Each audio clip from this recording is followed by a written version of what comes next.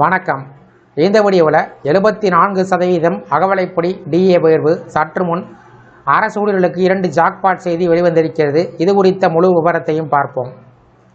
மத்திய அரசு ஊழியர்களுக்கும் ஓய்வூதியர்களுக்கும் 8வது ஊதியக்குழுவின் அமலாக்கத்திற்காக அதிக ஆவலுடன் காத்து கொண்டிருக்கிறார்கள். இந்த நிலையில் மற்றொரு ஆர்வம் அவரிடம் அதிகரித்து வருகிறது. 8வது ஊதியக்குழு முறையாக அமலுக்கு வருவதற்கு முன்பு அகவலைப்படி எவ்வளவு அதிகரிக்கும் என்ற கேள்வி எழுந்துள்ளது. நாளுக்கு நாள் அதிகரித்து வரக்கூடிய பணவீக்கம், விலைவாசி ஆகியவற்றை ஈடு செய்யக்கூடிய வகையில் இந்திய அரசு மத்திய அரசு ஊழியர்களுக்கு அகவலைப்படி டிஏவை வழங்கி வருகிறது. 6 மாதங்களுக்கு ஒரு முறை, அதாவது ஓர் ஆண்டுக்கு 2 முறை இது திருத்தப்படுகிறது.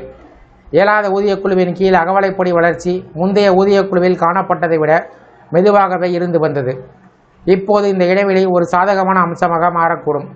8வது ஊதியக்குழு வர இருக்கும் நிலையில் அரசு ஊழியர்கள் ஒரு கணிசமான சம்பள உயர்வை பெறுவார்கள் என்று பொருளாதார வல்லுநர்கள் நம்புகிறார்கள்.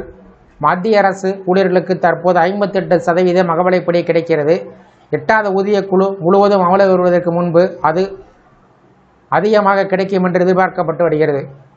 இந்த நிலையில் தொழிலாளர் மற்றும் வேலைவாய்ப்பு அமைச்சகம் டிசம்பர் 2025க்கான அகில இந்திய தொழில்துறை தொழிலாளர் விலை குறியீடு AICPIW வெளியிட்டது. இந்த குறியீடு 148.2 அதிகரித்துள்ளது.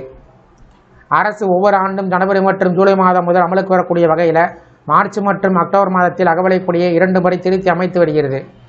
மார்ச் 2026 அறிவிக்கப்பட உள்ள ஜனவரி 2026க்கான அடுத்த திருத்தம் அகவலைப்படி சுமார் 60 உயரலாம் என்று அறிக்கைகள் தெரிவிக்கின்றன. அதற்கு பின்பு 2027 ஆண்டு நடுப்பகுதிக்குள் மேலும் 2 முறை அகவலைப்படியில் திருத்தங்கள் எதிர்பார்க்கப்பட்டு வருகிறது.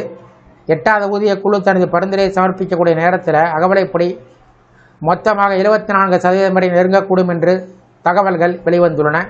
இது மிகவும் முக்கியமானது. ஏனென்றால் ஒரு புதிய ஊதியக்குழு செயல்படுத்தப்படும் போது அகவலைப்படி 0 ரீசெட் செய்யப்படும். அப்போது உள்ள மொத்த அகவலைப்படி புதிய அடிப்படை ஊதியத்துடன் இணைக்கப்பட்டு வருகிறது. அவ்வாறு அகவலைப்படி ரீசெட் செய்யப்படும் நேரத்தில் அகவலைப்படி அதிகமாக இருந்தால் அது ஒரு சிறந்த சம்பள உயர்வுக்கு வழிவகுக்கலாம். கடந்த காலகட்டத்தில் இந்த முறையானது ஊழியர்களுக்கு உதவி செய்திருக்கிறது. அதாவது 5வது ஊதியக்குழுவில் அகவலைப்படி 74% எட்டியது. 6வது ஊதியக்குழுவில் 124% எட்டியது. இவற்றுடன் ஒப்பிட்டால் 7வது ஊதியக்குழுவில் வளர்ச்சி மெதுவாக இருந்து வந்தது. இது வர இருக்கும் திருத்தத்தை அதிக தாக்கத்தை ஏற்படுத்தக்கூடியதாக மாற்றலாம். 7வது ஊதியக்குழுவில் அகவலைப்படி வளர்ச்சி மெதுவாக இருந்து வந்ததற்கு ஒரு முக்கியமான காரணம் COVID-19 பெருந்தொற்றாகும். நிதி நெருக்கடி மற்றும் அதிகரித்த சுகாதார செலவு காரணமாக அரசு 18 மாதங்களுக்கான அகவலைப்படியை முடக்கி வைத்தது. இந்த காலகட்டத்தில் ஊழியர்கள் வழக்கமான உயர்வை இழந்தார்கள். மற்றொரு மிக முக்கியமான அம்சம் ஃபிட்மென்ட் ஃபேக்டர்.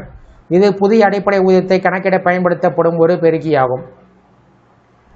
7வது ஊதியக்குழுவில் ஃபிட்மென்ட் ஃபேக்டர் 2.5 நிர்ணயம் செய்யப்பட்டது. அதாவது பழைய அடிப்படை சம்பளம் 2.5 பெருக்கப்பட்டு புதிய அடிப்படை சம்பளம் பெறப்பட்டது. 8வது ஊதியக்குழுவிற்கு ஃபிட்மென்ட் ஃபேக்டர் 2.5 இருக்கும் என்று எதிர்பார்க்கப்பட்டு வருகிறது. டிஏ மறுசீரமைப்புக்கு முன்பாக அகவலைப்படி 74% நெருங்கி புதிய ஃபிட்மென்ட் ஃபேக்டரும் வலுவாக இருந்தால் ஊழியர்கள் தங்கள் மாத சம்பளத்தில் ஒரு கணிசமான உயர்வை எதிர்பார்க்கலாம். பல அரசு ஊழியர்களுக்கு 7வது சம்பள ஊதியக்குழுவின் கீழ் இருந்த மந்தமான ஆண்டுகளை 8வது ஊதியக்குழு இறுதியாக ஈடு செய்யக்கூடும். இந்த வீடியோ குறித்த உங்களோட கருத்துக்களை கமெண்ட் செக்ஷனில் பதிவிடுங்க. இந்த வீடியோ பிடிச்சிருந்தா வீடியோ கூட லைக் பண்ணுங்கள். இந்த வீடியோவை அனைவருக்கும் ஷேர் பண்ணுங்கள். மற்றும் ஒரு பயனுள்ள வீடியோவில் சந்திப்போம். நன்றி.